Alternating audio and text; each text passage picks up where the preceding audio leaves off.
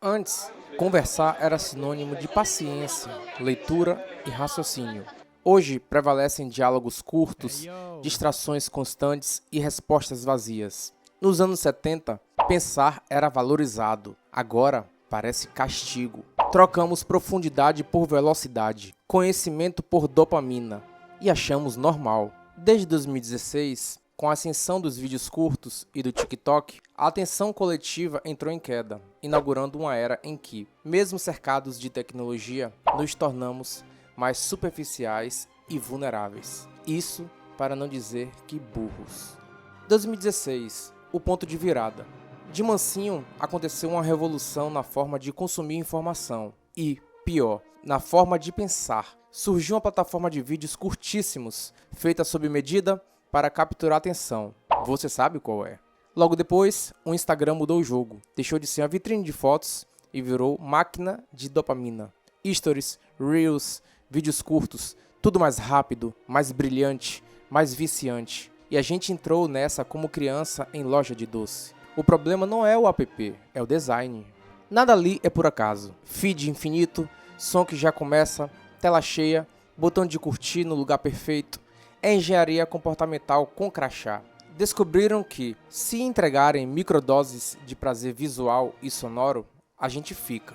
E fica mesmo. Fica tipo hamster na rodinha, com a diferença. O hamster cansa e para. A gente não. Cada vídeo de 10 segundos solta dopamina. E quanto mais vem, mais difícil é sentir prazer nas coisas simples. Aí um livro de 300 páginas vira montanha. Um documentário de 1 hora parece maratona. E até uma conversa sem checar o celular fica entediante. E aqui dói. Isso não é só sobre diversão. Afeta raciocínio, reflexão, ideias originais. A atenção vai sendo fatiada e, junto com ela, a nossa capacidade de pensar com profundidade. Sabe quando você lê uma página e, no segundo seguinte, não lembra de nada? Ou quando precisa olhar o celular a cada 3 minutos? Não é só falta de disciplina, é efeito colateral do ambiente. Sim, a gente foi condicionado. E tem estudo apontando que, a partir de 2016, indicadores cognitivos começaram a dar sinais de queda em países desenvolvidos. Pela primeira vez em décadas, gerações novas parecem menos preparadas cognitivamente do que as anteriores. Não só na escola, mas em lógica, memória, foco, interpretação.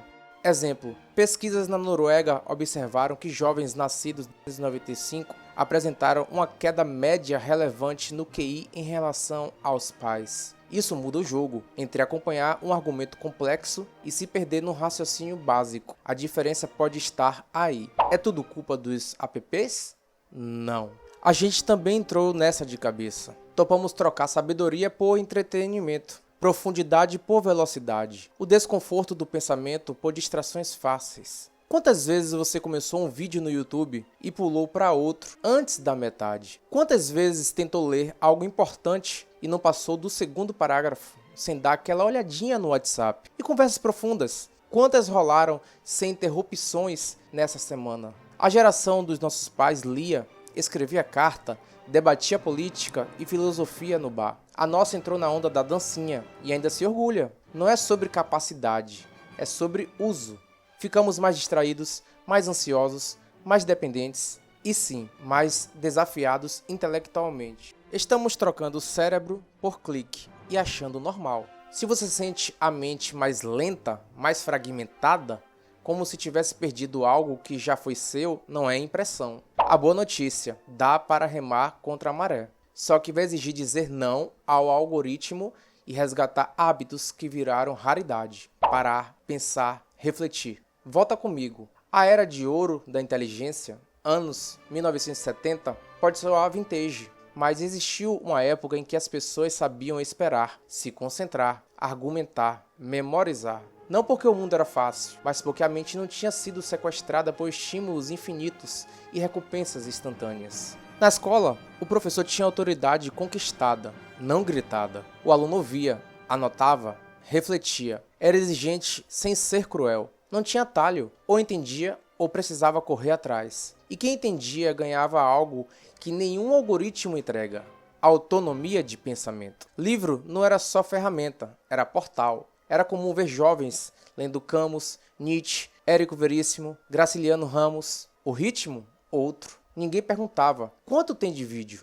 Porque era tudo página, e nelas, mundos inteiros. O prazer estava no processo, não na pressa. Um adolescente de 15 anos podia citar Shakespeare e resolver problemas de álgebra, sem drama. Hoje, muita gente tropeça num parágrafo e corre para pedir um resumo, sem arrogância. É só um retrato do nosso tempo.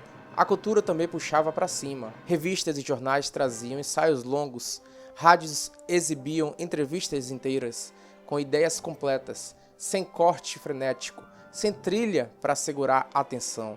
Era voz e texto, conteúdo de verdade. As pessoas liam, ouviam, pensavam e depois discutiam, olho no olho. Imagina hoje um programa em horário nobre com 40 minutos de um filósofo falando sobre o sentido da vida. O rótulo seria rápido, chato, lento, porque se não tem legenda automática e corte a cada 3 segundos, a galera pula. Nos anos 70, isso era comum e produtivo. Outro detalhe, silêncio. Saber sentar num banco de praça e só pensar, observar. O silêncio era fértil. Hoje, incomoda. A gente se sente obrigado a preencher cada espaço com um vídeo, uma música, qualquer coisa, como se não desse para ficar sós com os próprios pensamentos. O que sustentava aquela era? 2 ingredientes, concentração e escassez. Com poucos estímulos, o cérebro inventava os seus. Sem internet, a imaginação bombava. Ideia não vinha pronta em vídeo, nascia do tédio. Esse mesmo que a gente tenta matar o tempo todo. E a concentração era o alicerce. Ler textos longos, ver um documentário inteiro, acompanhar uma aula sem olhar o relógio era normal. Nesse solo brotaram os gênios que moldaram o mundo moderno. Cientistas, pensadores, engenheiros, artistas. Muitos dos que criaram as tecnologias de hoje estudaram naquela base de lógica, retórica e história bem ensinadas. Daí o choque quando comparamos gerações. Não é nostalgia barata, é uma leitura honesta. Enquanto muita gente lia dezenas de livros por ano, hoje a média caiu. Enquanto eles trocavam cartas e escreviam diários, a gente responde com emoji, sigla e TXT automático. A velocidade passou por cima da profundidade. A facilidade matou o esforço e o resultado aparece. Temos acesso a tudo, mas pouca estrutura mental para absorver. A diferença entre um jovem de 1971 e um de hoje não é inteligência bruta, é qualidade de atenção. Eles tinham tempo, foco, silêncio. A gente tem tecnologia, notificação e ansiedade. Péssima troca. Olhar para trás não é querer voltar no tempo,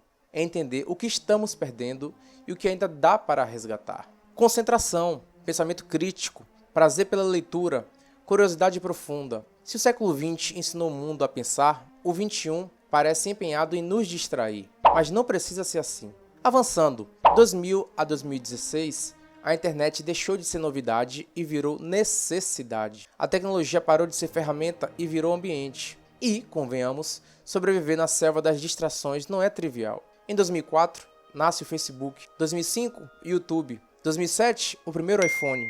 Pronto, era nova inaugurada. A promessa? O mundo na palma da mão. A realidade?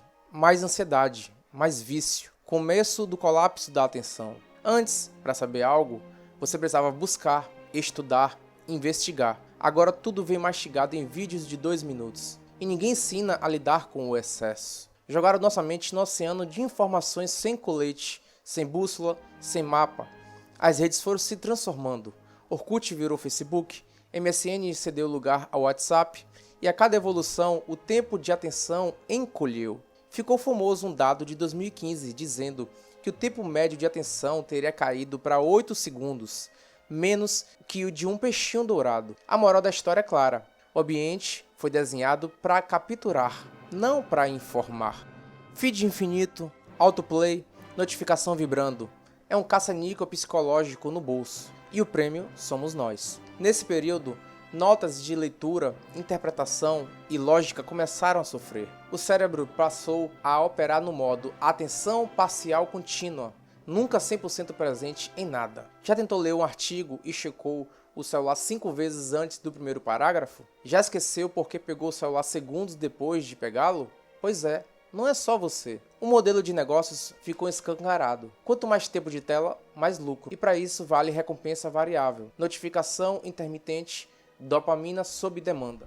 O conteúdo acompanhou. Saiu o aprofundamento, entrou a performance. Vídeos menores, textos rasos. Tudo virou top 5. Resumo em 3 minutos. O segredo que ninguém te contou. A lógica não é informar, é fisgar. A consequência é pesada. Cérebros acelerados, ansiosos e com dificuldade de sustentar um raciocínio longo. Gente que pula de vídeo em vídeo, que não segura um argumento, que não tenta ouvir sem olhar a tela. Profissionais lendo o relatório como se fosse tweet. E a gente chama isso de multitarefa, como se fosse um superpoder. Mas é só troca rápida de foco que cansa, gera erro e derruba produtividade.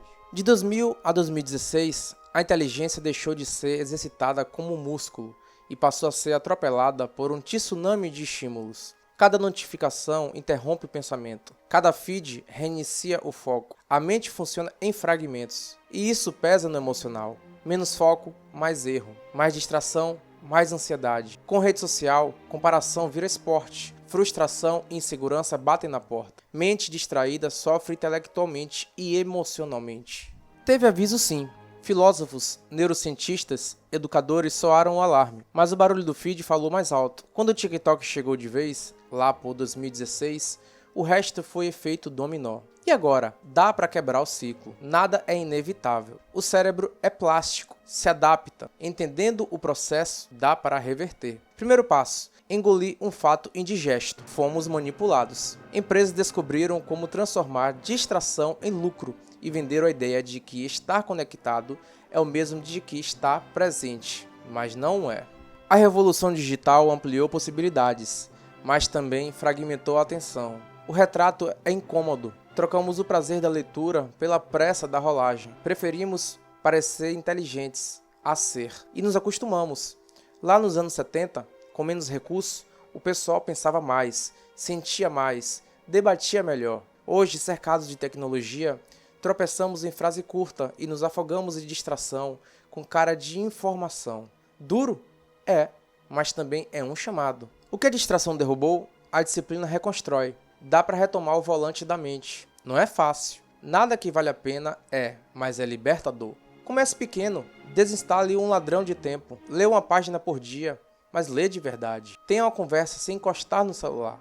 Resgata o tédio. Ele é fértil para a criatividade. Reconstrói sua mente como quem restaura um templo, com respeito, tempo e silêncio. Porque o que está em jogo não é só concentração, é identidade, autonomia e a capacidade de viver com profundidade no mundo cada vez mais raso. E isso precisa começar agora. Se esse papo te cutucou, compartilha com alguém que você ama.